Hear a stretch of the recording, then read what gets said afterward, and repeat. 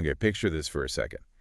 You've got this monstrous figure, and people are actually worshiping it, kneeling down, offering piles of riches. Right. It's this really disturbing image from Evelyn de Morgan's painting, The Worship of Mammon, from 1909. Wow. Or maybe you think of something like James Gilray's satire, Shakespeare Sacrificed, Yeah. where even Shakespeare gets offered up to avarice. Yeah, I know the one. Pretty biting. Exactly. So when you see things like that, these extreme pictures, what actually comes to your mind when you hear the word greed? I mean, what is it really beyond just wanting a lot of stuff? That's a really powerful way to start. And that's exactly what we want to do here in this deep dive. Really get under the skin of this idea, greed. Oh, And we've got a whole range of sources. I mean, it's fascinating. Ancient philosophers, religious texts, economic theories, even how artists have shown it over time. a real mix. Totally. And the aim isn't just, a dictionary definition. It's more about unpacking all the different angles, the history behind it, and frankly, why it still feels so relevant today. Right. So let's start with that basic understanding then. Our source material kicks off by defining greed as this, well, insatiable desire, Mm. not just for material things like money or property, but also for social value, things like status or power. Yeah, it's key. It's not just about cash. And it raises an interesting point, too, that the initial spark for it might actually be pretty basic, like just survival for yourself or your family. That's right. But what's really interesting is how that initial, maybe understandable drive can twist. Twist now. Well, the entry suggests it can pretty quickly stop being about just getting what you need and become more about getting an edge over others, maybe even stopping them from having things. Ah, I see. So it's that shift from self-preservation to actually hindering other people. That's where it starts to get that negative label greed, Exactly. That seems to be the tipping point. which, brings up a really crucial distinction. No. Where is that line between just looking out for yourself, healthy self-interest, and something we'd actually call greed? Yeah. Apparently, even early economic thinkers were trying to figure that out. And by the mid-1800s, especially with thinkers connected to Hegel, there was this growing sense that maybe unchecked greed could actually harm society. Right. It could hold things back. And that tension is still there, isn't it? To that point. Keynes' big name in 20th century economics, he famously pointed out that what seems good for one person right now Hmm. isn't automatically good for the whole community in the long run. Right, that conflict between, like, individual ambition, which can be useful, Drives things. and the overall well-being of everyone else. Yeah. That seems central to how we think about greed in economics. It really is. Then you've got Max Weber, the sociologist. He looked at the cultural side of capitalism's rise. Oh. And he had this idea, the spirit of capitalism. He saw a link between this drive for wealth, which might look like greed or avarice, and a very practical utilitarian approach. Interesting. And the Protestant ethic connection. Yeah, he brought that in too, suggesting that, look, wealth itself wasn't the problem. It became a problem if it just led to being lazy or indulgent, or if the only goal was, get rich and then do nothing. So there's a moral judgment there about how you get it and what you do with it. Precisely. And moving away from these big societal views, we also get a more personal psychological take on greed. That is. Basically an excessive desire, way beyond what you actually need. And often it's tied to this feeling of just never being satisfied, no matter how much you get.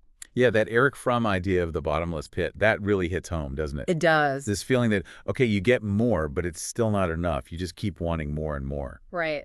And the source mentions how this constant wanting can show up in our finances. Also. Well, linked to how we earn money, sure, but also maybe less helpful stuff like borrowing too much, and even connecting it to unethical behavior and just generally feeling less happy. Yeah, that makes sense. If you're always chasing the next thing and never feel content, how can you be genuinely happy? Exactly. It's hard to picture. What's also kind of a fun side note is mention of animals. Oh, yeah. How we often use animal behavior in stories to talk about human greed. Ah, right. Like the dog in the manger. Oh, way. Or calling someone piggish. You instantly know what that means. Totally, we project onto them. And I thought the Wolverine description was fascinating.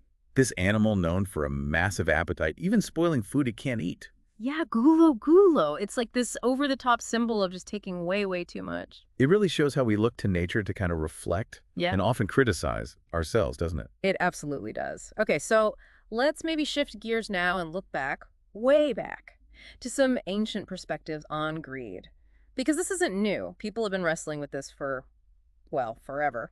Absolutely. Like in classical Greece, they had this word, pleonexy. Pleonexy, right. And it wasn't just wanting more in general. It was specifically about an unjust desire, wanting what belongs to someone else, going beyond just looking out for yourself, whether it's stuff or status or whatever. So had that ethical dimension built right in, unjust desire. Exactly. And then there's the myth of Tantalus, right? Forever reaching for food and water that are just out of reach. Ah, a classic. Talk about a vivid picture of the torture that comes from greedy, unfilled desire. That image of constant frustration, it's incredibly powerful. And it wasn't just myths. You look at the Roman Republic and Empire, Mhm. figures like Sallust, Plutarch, Cicero, they pointed fingers at greed. Greed for money, greed for power. They saw it as a major reason the Republic fell apart. Wow. So it was seen as politically destabilizing, too. Very much so. It's a theme you see again and again in history, this worry that too much ambition can corrupt people and even whole systems. And it's amazing how this concern pops up all over the world. The entry mentions Ajidahaka in Zoroastrianism. In Persia, yeah, a demon of like unquenchable desire. And in India, the Sanskrit Dharmashastras just flat out state the root of all immorality is lobha, which is greed. That's pretty blunt. It really shows you the kind of fundamental moral weight they put on it across different cultures, and it keeps going. Early China had the greedy toady figure. One of the four perils, right? Exactly, malevolent dude. And some North American Indian stories apparently used bears sometimes as symbols of greed, showing how it threatened the whole community. Even the fox, in early allegories, sometimes stood for greed. It seems like humans have been trying to understand and warn against this impulse for a very, very long time. And it wasn't just seen as a personal flaw either. The entry notes how greed was actually used as a slur, like ancient Greeks and Romans calling Egyptians or Punics greedy. Yeah, often aimed at people they saw as different or foreign. And later on, sadly, it became this really harmful stereotype weaponized against Jewish people in the late Middle Ages. That's a really crucial point. The accusation of greed has this ugly history of being used to paint entire groups in a bad light, to stigmatize them. Yeah. It reminds you that these discussions about greed can get tangled up with prejudice and who holds power in society. Definitely something to keep in mind. Okay, so let's shift now to religious views, which, you'd expect to have a lot to say about greed. Oh, absolutely. The Abrahamic faiths, for instance. The Ten Commandments in both Exodus and Deuteronomy, they explicitly forbid theft, obviously. Taking what's not yours. Right. But also covetousness, just wanting what someone else has. That's fundamental in Judaism, Christianity, Islam, other faiths too. Yeah, it's significant that it's not just the action, but the desire itself that's addressed. Mm-hmm. And the Quran also has advice against wastefulness, but also warns against holding back too much, encouraging a kind of balance. And in the Christian Gospels, Jesus himself warns against all kinds of greed. Pretty clear message there. Very clear. And then the New Testament, like in 1 John, reinforces it, saying worldly lusts, pride, they don't come from God. It really paints greed as being fundamentally opposed to spiritual values. Which flows quite nicely into the philosophical perspectives, doesn't it? Where thinkers use reason, observation, logic to unpack greed and its effects. Right. Starting with Aristophanes and his play Plutus, it makes this really interesting point. What's that? That people might get tired of other things, other pleasures, but the desire for wealth, it just seems endless. Ah, yeah. It's that quote about the guy with 13 talents who wants 16, and once he gets that, he wants 40. It perfectly captures that insatiable quality, that never enough feeling we talked about. Exactly. Then you have Lucretius, the Roman poet. He thought fear of death, fear of poverty was a big driver behind greed. And that this fear leads to problems. Yeah, leading ultimately to moral breakdown, social chaos. He observed that greed and this constant chasing of honors can actually push people to break laws. Feels pretty relevant still. Scary how relevant. And then the Stoics, like Epictetus. He took a really hard line against greed. What was his advice? Basically, find your pride in letting go of the desire for wealth instead of being constantly tormented by it.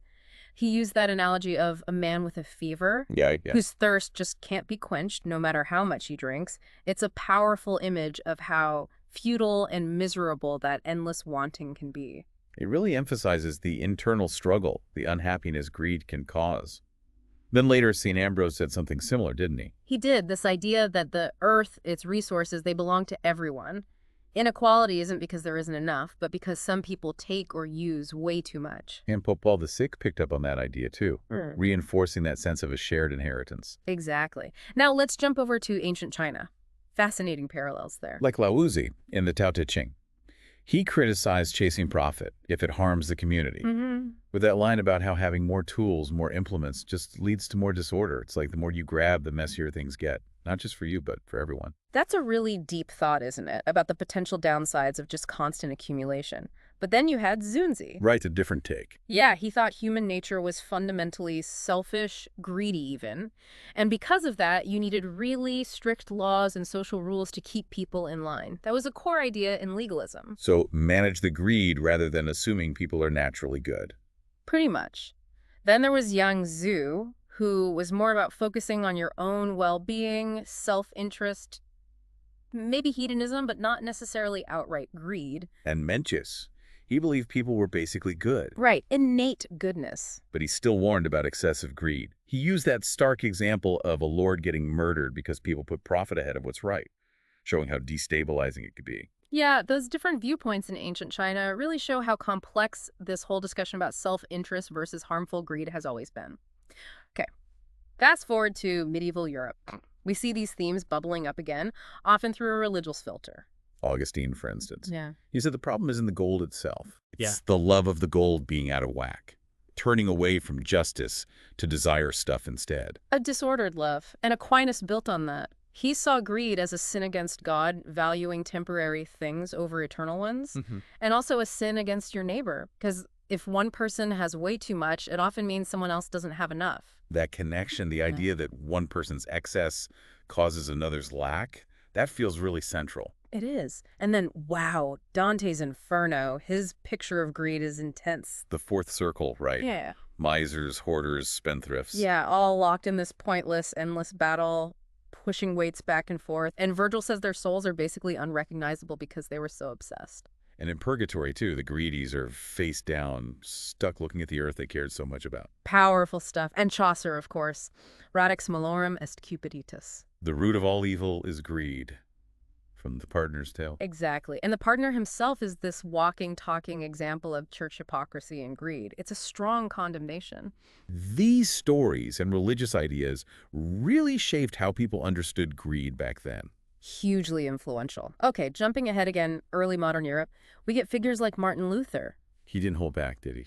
Not at all. He went after usurers, moneylenders, really fiercely, compared them to werewolves. A werewolf, wow. Yeah, saying the greedy usurer would happily see the whole world burn just so they could profit. It's incredibly visceral language. It really is. Then Montaigne offered a different angle, more secular. What was his take? He suggested that it's often having a lot abundance that actually makes people greedy, not necessarily being poor.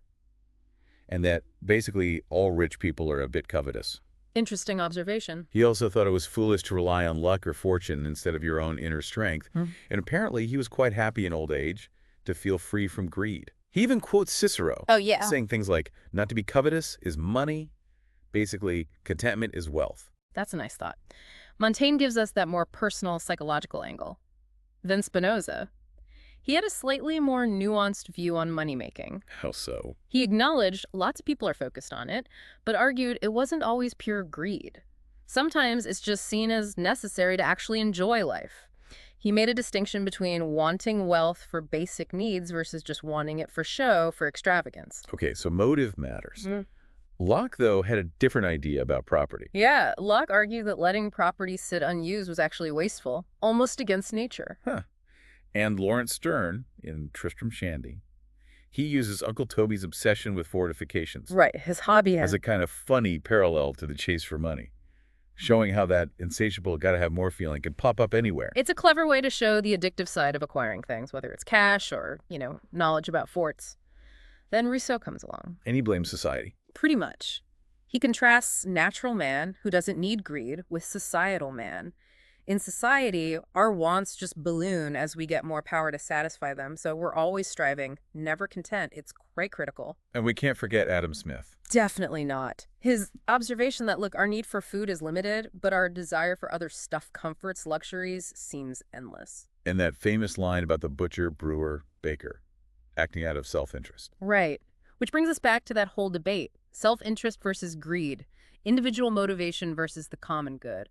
Smith is crucial for understanding the economic arguments there. Even if people still argue about where exactly that line is. Absolutely. Gibbon, looking back at Rome's fall, he saw avarice as this universal, relentless passion, a big factor in huge historical events, like the sack of Rome. And John Stuart Mill made that interesting point about how loving money can become the goal itself. Yeah, stronger than even wanting to use the money, like chasing power or fame just for their own sake. That shift from money as a tool to money as the end game, that feels like a hallmark of real greed. I think so too. And Goethe, using Mephistopheles as avarice in Faust, showed the messy results of living beyond your means, chasing wealth constantly. Even Faust himself admits later how much he suffers from feeling like he lacks something, even when he's rich. Another take on that bottomless pit. And finally, Marx. He saw avarice, the drive to get rich, as the engine of capitalism itself. Right. Leading to this built-in conflict between just piling up capital and actually enjoying life.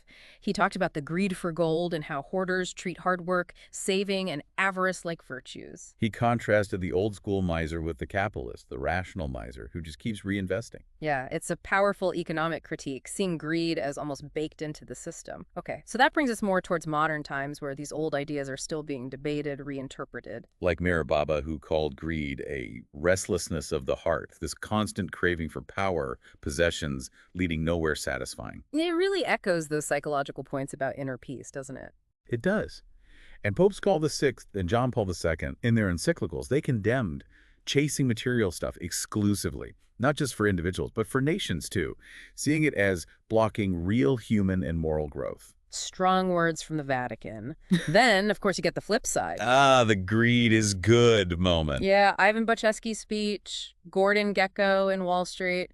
Suddenly, in some circles anyway, greed was being spun as almost positive, a driver of progress, innovation, almost like survival of the fittest economically. That was definitely a cultural moment in the 80s, trying to rebrand greed as maybe necessary, even beneficial for the economy. It was. But then you have theologians like David Clem pulling back, reminding people of the dangers of getting too attached to worldly things. Echoing Augustine, really, saying you can become possessed by your possessions. Contrasting that with using things responsibly, staying somewhat detached. Exactly, a healthier relationship with material things. Okay, so we've covered a ton of ground: definitions, history, philosophy, modern takes.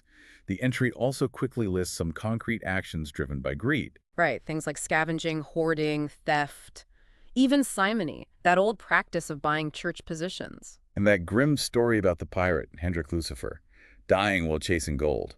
A pretty stark warning about where unchecked greed can lead. It really grounds the abstract idea in real, often destructive actions. And there's even a quick mention of research into genetics. The ruthlessness gene. Yeah, AVPR1A, suggesting maybe some biological basis for selfishness. It's intriguing, though obviously behavior is super complex, nature and nurture. Always. And of course, art keeps depicting greed, from old woodcuts right up to today. Yeah.